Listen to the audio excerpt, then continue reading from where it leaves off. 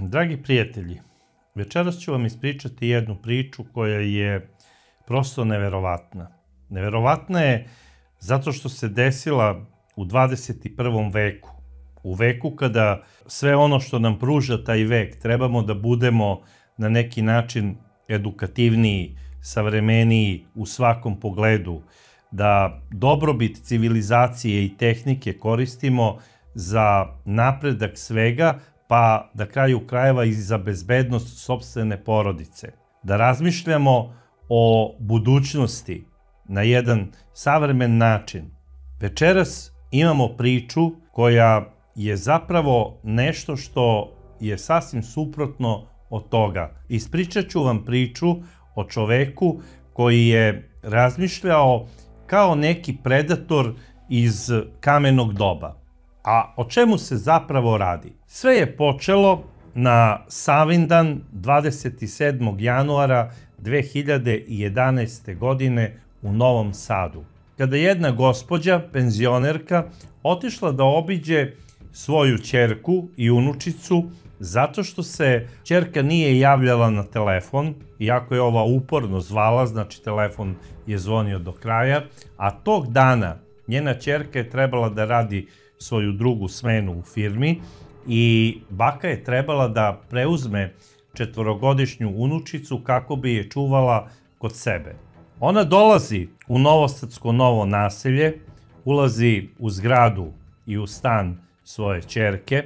Prvo što je primetila, razbijena vrata na ulazu, to je uplašilo. Ulazi u stan svoje ćerke i na krevetu je zatekla beživotno telo ćerke i unučicu koja je bila sva krvava i grlila je svoju mrtvu majku misleći da njena mama spava. A šta se zapravo desilo i koja je ta žena koja je bila krvava i mrtva u svom krevetu? Ta žena je Vesna K, koja je rođena 1966. godine u Novom Sadu. U tom trenutku ona ima 44 godine. Vesna K je živela u jednoj veoma sređenoj porodici sa ocem i sa majkom. Završila je osnovnu, a kasnije i srednju ekonomsku školu. Njen otac je radio u jednoj veoma uglednoj i poznatoj firmi, ne samo za Novi Sad i za Vojvodinu, nego je bila poznata na prostorima cele bivše Socijalističke Federativne Republike Jugoslavije. Zvala se Naftagas. I naravno, otac je zaposlio posle srednje škole i svoju ćerku Vesnu, koja je tu radila u administraciji, radila je u tom ekonomskom sektoru i svi su je hvalili kao veoma vrednu i časnu devojku i važila je za jednu od boljih radnica. Vesna je imala veze, zabavljala se kao devojka sa nekim momcima, ali nije zasnovala bračnu zajednicu. Kada je napunila 40 godina, kao da je osjećala da je ušla u neke ozbiljnije godine i htela je po svaku cenu da pronađe neku priliku kako bi se udala. Pretpostavljam da je tako razmišljala. Imala je neku paniku. Proći će mi biološki sat, neću moći posle da se udam, eto imam 40 godina i dešava se da upravo na samom ulazu firme gde je radila, u uglednom Naftagasu, zapazila je jednog prelepog portira, bar je njoj bio prelep. Počela je da flertuje sa njim, a kasnije i da se zabavlja. To zabavljanje je preraslo u ljubav. I ona je počela da planira ozbiljnu vezu pa i brak sa ovim čovekom. A ko je zapravo bio taj čovek, odnosno taj mladić? Taj mladić je Aleksandar Sašić, koji je radio kao portir u Naftagasu. On nije bio radnik Naftagasa, nego jedne firme za obezbeđenje koja je u tom trenutku obezbeđivala Naftagas. I on je tako išao, sada radi 5-6 meseci ili godinu dana u Naftagasu, onda po potrebi svoje firme prebace ga na neki drugi objekat i to tako funkcioniše po tim firmama za obezbeđenje. Jer svi znamo da su stare dobre portire koje je nekada proveravala policija kada su se zapošljavali u svojim firmama, zamenila plejada nekih firmi za obezbeđenje i sada tu rade i neki veoma časni i pošteni ljudi, ali bogami i rade i ljudi sa raznoraznim sumnjivim dosijeima. Što se tiče samog Aleksandra Sašića, za njega je rađena neka posebna provera i ona bezbednosna, a i psihička, jer je on spadao u grupaciju radnika te firme obezbeđenja koji su smeli da nose vatreno oružje. I za njih je posebna provera i preko MUP-a i traži se i psihijatrijski izveštaj da li je ovaj čovek sposoban da nosi vatreno oružje i pretpostavljam da bi trebalo bar jednom godišnje da idu na te psihijatrijske preglede. S obzirom da je Aleksandar Sašić obezbeđivao tako uglednu firmu kakva je Naftagas, pretpostavljam da je njegova firma od ugleda i da se ona drži tih pravila i bezbednosnih i zdravstvenih. Bar što se tiče radnika koji nose vatreno oružje i koji su obučeni da ga u uslovima predviđenim zakonom čak i upotrebe. Aleksandar Sašić počinje da se zabavlja sa Vesnom K. Vesna ostaje i trudna, odlučili su da se venčaju. Međutim, Aleksandar Sašić odbija to venčanje, kaže biće vremena i za svadbu i za venčanje, ajde neka se rodi dete, ajde da se skućimo, da vidimo gde ćemo, ja sam podstanar ovamo u Sremskoj Kamenici, da vidimo, da pronađemo neki veći stan. I šta je uradila Vesna? Vesna podiže kredit od svoje firme i rekla nećemo opterećivati ni moju majku da živimo u njenom stanu, kupit ćemo u novom naselju naš stan. I to je Vesna i uradila. Kupila je jednosobni stan u novom naselju u Novom Sadu. I počeli su zajednički život, rodila se devojčica, sve je to funkcionisalo kako treba, ali mislim da je Vesna ušla u ovu vezu veoma naivno i neiskusno, bez obzira što je imala 40 godina i što je bila 6 godina starija od svog emotivnog partnera, odnosno nevenčanog supruga.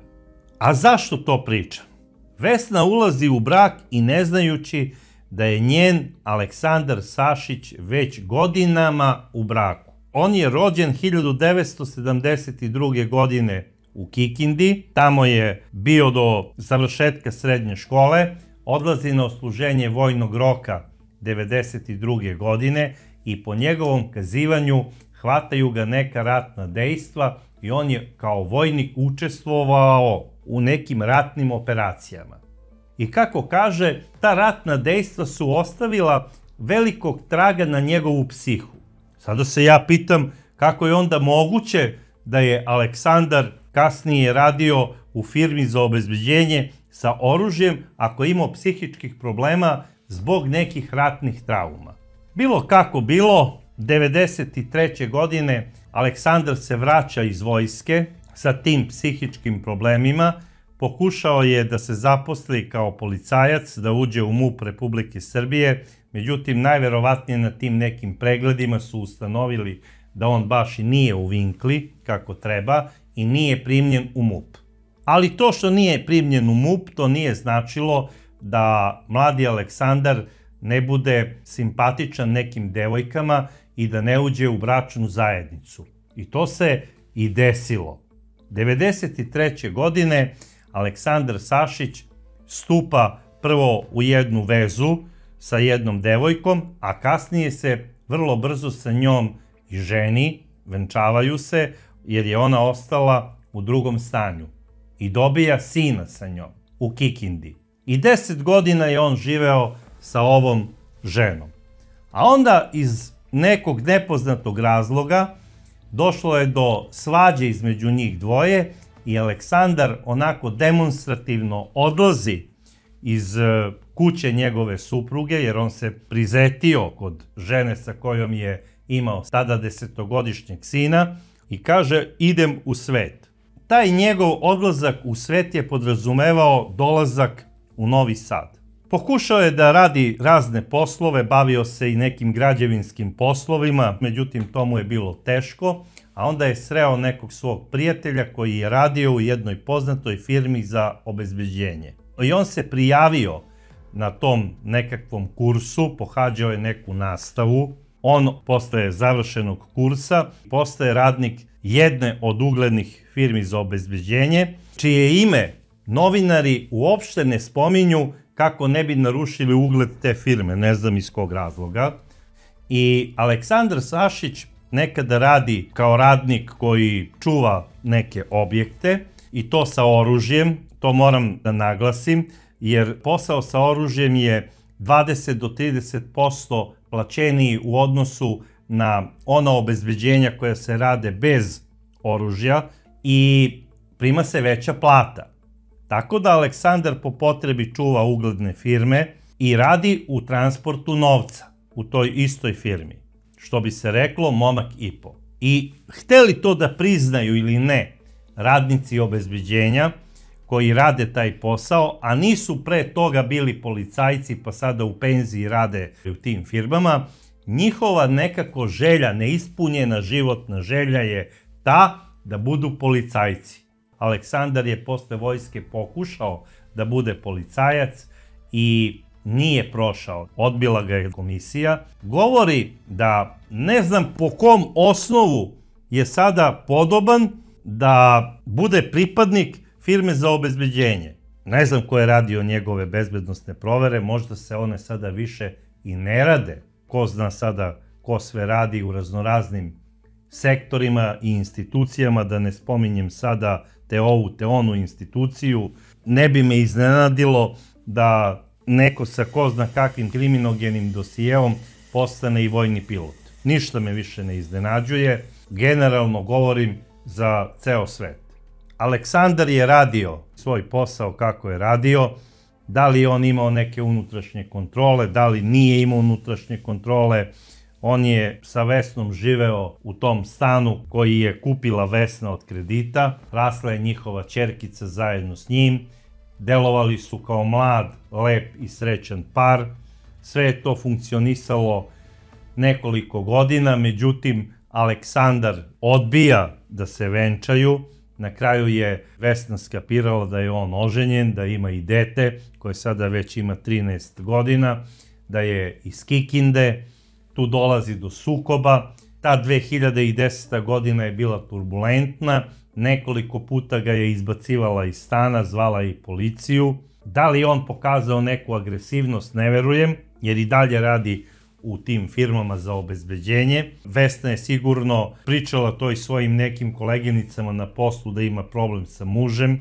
Oni su ga sklonili, nije radio više u Naftagasu, njegova firma ga je prebacila. U jednom periodu čuvao je mlekaru Novi Sad, zatim ga prebacuju da radi i da čuva direkciju Knjaz Miloš od oktobra meseca. I taj oktobar 2010. godine je jako bitan i iz tog razloga, jer ga Vesna izbacuje iz stana i zabranjuje mu da više dolazi u taj stan, jer će ga prijaviti policiji zbog nasilja.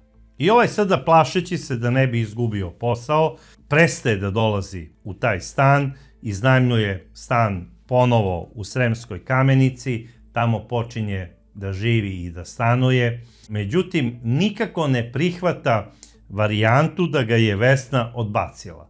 Nekako mu se dopala ta priča života u tom novom naselju u Novom Sadu. Možda je imao čak i kompleks iz prvog braka, jer ga je i žena izbacila iz kuće iz Kikinde. Ja ne znam da li on tu ženu maltretirao, da li su oni bili u nekom sudskom sporu, zabrana prilaska i tome slično, ne znam, ali zvanično on je i dalje venčan za tu suprugu. Aleksandar Sašić radi sada kao obezbeđenje direkcije Knjaz Miloš u Novom Sadu, dolazi tamo kao portir, međutim sve češće dolazi pijan.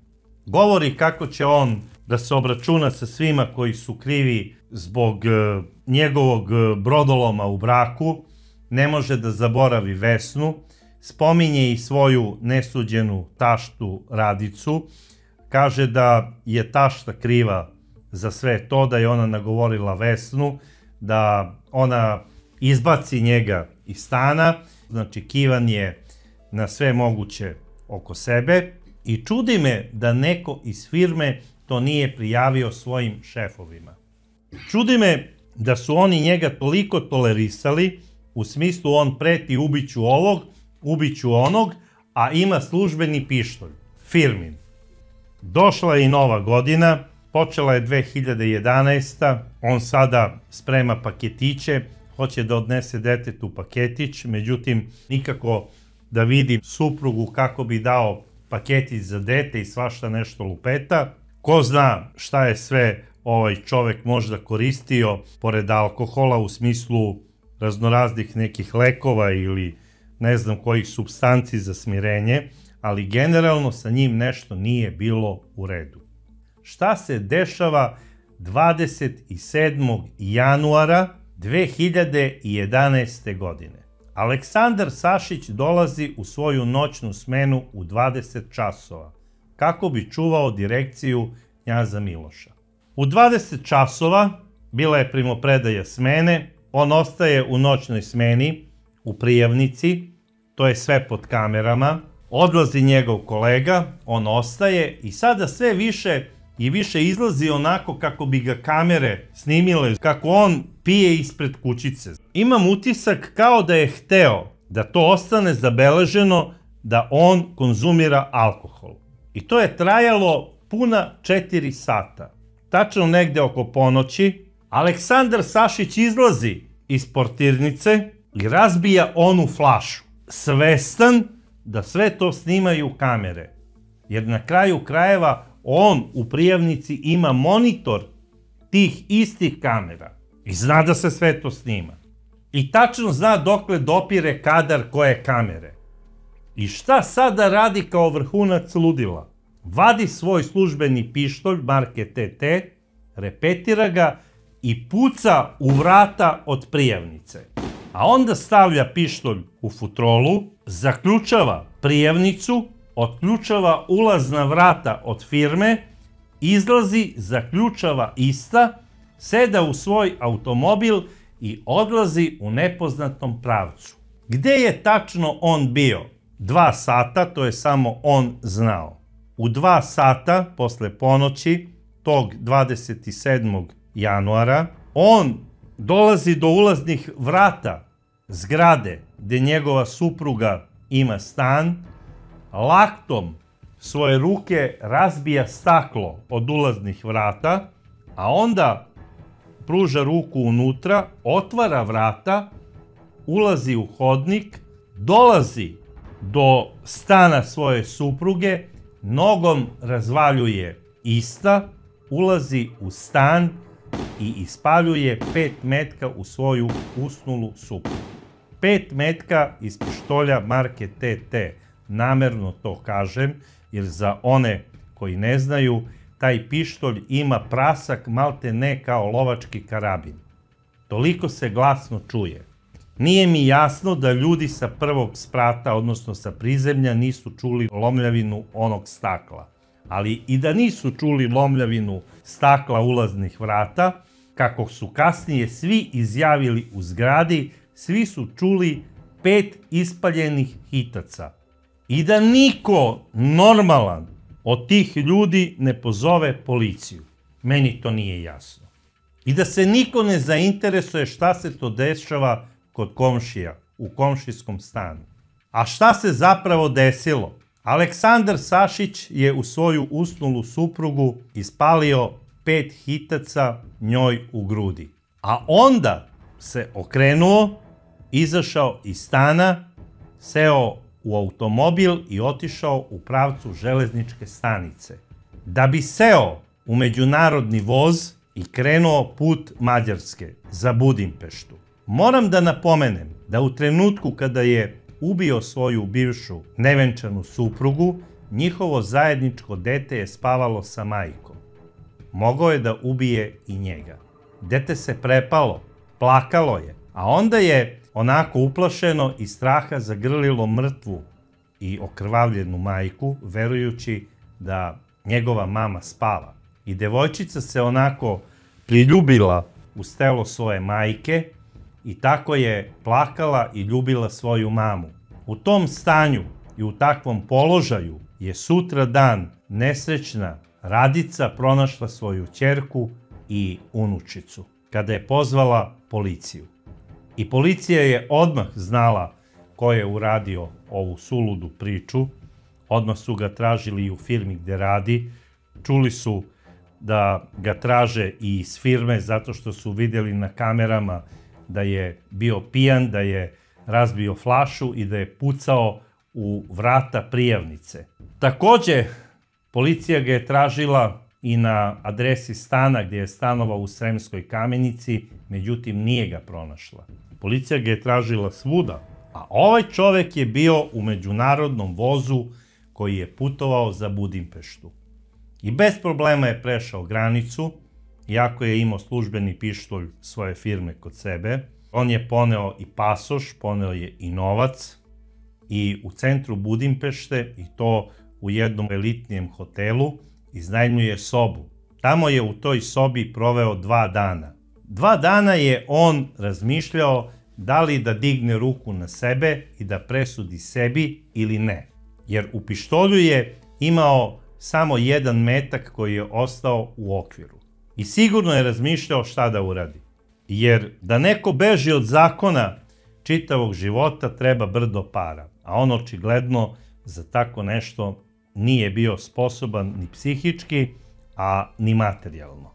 I šta odlučuje? Odlučuje da se 29. januara 2011. godine preda mađarskoj policiji.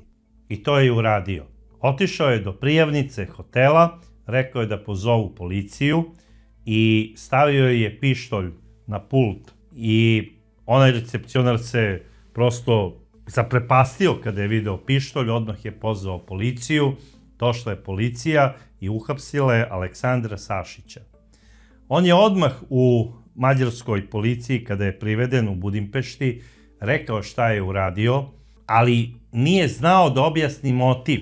Kaže, znam da sam ubio suprugu i znam da sam imao 8 metaka. Znam da sam u nju ispalio 4 ili 5. Mislim da sam 1 metak ispalio u vrata prijavnice gde sam radio, ali ne znam gde je još 1 metak. Imao sam 8, 1 mi je ostao u okviru, ne znam gde je još 1 metak, plašim se da nisam nekog usput isto tako tresnuo bez razloga. Počeo je da glumi neko ludilo.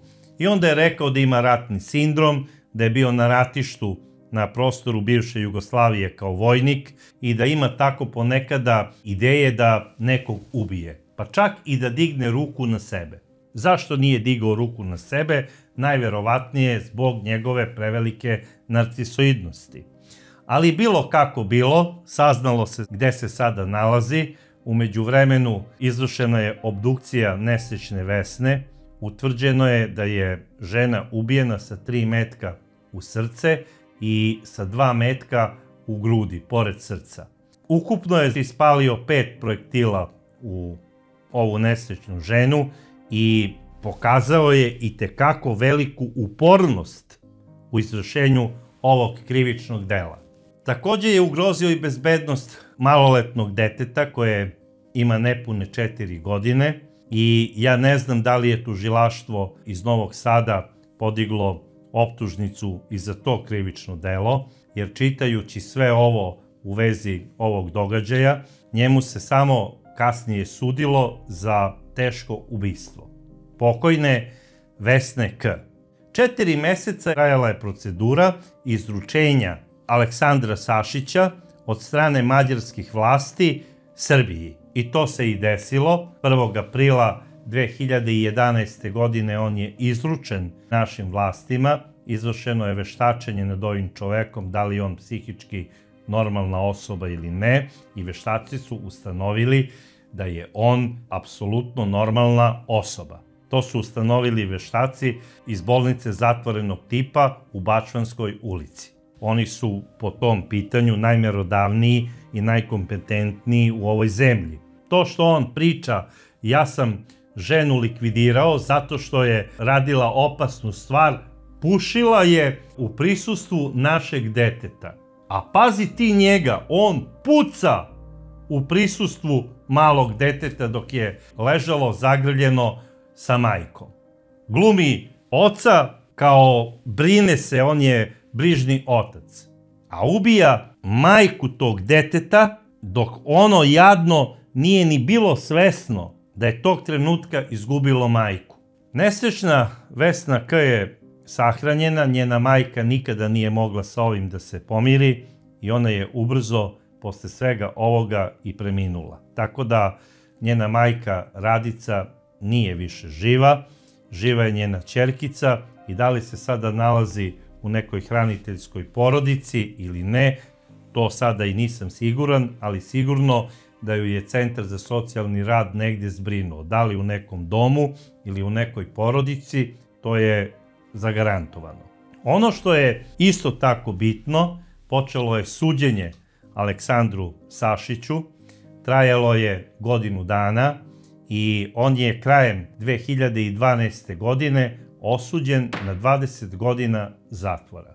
U novembru mesecu te iste godine ova presuda je postala pravosnažna i s obzirom da je u decembru te iste 2012. godine bila ona amnestija koja je bila za sve zatvorenike koji su imali pravosnažne presude, Aleksandru Sašiću je ova kazna od 20 godina automatski smanjena na 15 godina, jer je dobio 25% skraćenja, tako da on treba da izađe negde po mojoj računici, ako mu ne daju neko dobro vladanje i izađe još i pre toga, on bi trebao da izađe negde krajem januara 2026. godine iz zatvora. U celoj ovoj priči ono što je najšokantnije, to je da neko ko se poziva na neko očinstvo da brine o svom detetu, tom detetu oduzima majku, ugrožava i njegov život, ne razmišlja ni o detetu iz prvog braka, jer da je razmišljao ne bi ga ni napustio. Ne znam šta reći za ovog čoveka, osim da on izdržava svoju kaznu u KPZ Sremska Mitrovica. Posle toga, naravno, bit će slobodan čovek. Ali s obzirom da se branio pod onim izgovorom koji mu je bio glavni adut, ja ponekada imam potrebu možda nekoga i da ubijem ili da dignem ruku na sebe, jer imam ratni sindrom, imam posljedice iz rata. Pitam se da li je to možda zaista tako. Šta ako su se stručnjaci za veštačenje nešto prevarili i ovaj čovek zaista ima ratni sindrom i pod istim izađe i postane opšta opasnost za sve? Sada je lako nabaviti bilo kakvo oružje kao što je bilo to i pre 10 godina ili pre 20 godina i ovaj čovjek može da bude potencijalna bomba na ulici. Moj neki predlog je da za ovakve ljude treba sprovesti dodatno veštačenje, jer možda je ovaj čovjek kada odsluži kaznu upravo za bolnicu zatvorenog tipa. Jer ako on sam kaže da ima ratni sindrom, zašto mu ja ne bi verovao? Ko zna šta je on sve video na ratištu i ko zna koga je ili koliko ljudi ubio on tamo. Mi to ne znamo. Ne znamo njegove ratne aktivnosti i junaštva, mislim po znacima navoda, koje je imao tamo nekih 90. godina, 92. i 3. godine. I eto, to je sada kvrcnulo negde u mozgu i odlučio je da ubije svoju suprugu. Sud kaže da je on to uradio iz narcisoidnosti, da nije mogao da se pomiri zato što ga je supruga ostavila, ali on je to uradio po drugi put, nije uradio to isto sa prvom suprugom, hvala Bogu. Ali ko kaže da to neće uraditi ovaj čovek kada izađe iz zatvora? Jer on ima ratni sindrom. Hteli mi da priznamo ili ne, mi smo nacija koja je učestvovala u ratu, ima puno ratnih veterana. Kako godine prolaze, živci postaju sve tanji i tanji, a problemi u mozgu ostaju i sećanja na ratne strahote. I moramo shvatiti da je među nama ogroman broj ljudi koji su ratni veterani i koji zaista možda imaju ratni sindrom. I zar treba prvo da izvrše neki masakr, da ubiju nekog, pa da se pitamo da li taj sindrom zaista postoji i da li te ljude koji rade još uvek u raznim službama i institucijama sa oružjem, da li ih treba penzionisati i da li ih treba kontrolisati svake godine na specijalne psihijatrijske preglede. Neka nam ova priča bude pouka, ne samo nama da živimo u opasnom okruženju, nego treba i vama, drage dame, da bude poruka da kada se udajete, bez obzira koliko god godina da imate, vi nikada niste stare, vi ste uvek lepe, mlade i poželjne. I zato nemojte da trčite u neke neproverene veze. Bez obzira da li je neko bio ratni veteran ili ne, ne možete vi sada da radite i proveru u vojnom odseku za svog budućeg emotivnog partnera, ali, brate, proverite da li je slobodan čovek na kraju krajeva. Upoznajte njegovu porodicu pre nego što sa istim zasnujete sopstvenu porodicu.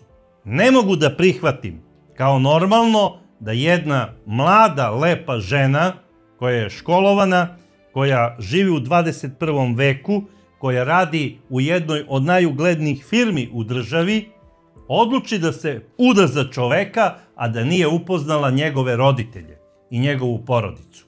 Jer da je to pokušala da uradi i da se raspita kakav je bio njen muž u gradu odakle dolazi, saznala bi da je on zapravo u braku. I do svega ovoga ne bi ni došlo. Zato pamet u glavu, drage dame, i neka vam ova priča bude pouka. A do sledeće čudne priče, ja vam želim svako dobro, puno vas volim i stop nasilju nad ženama.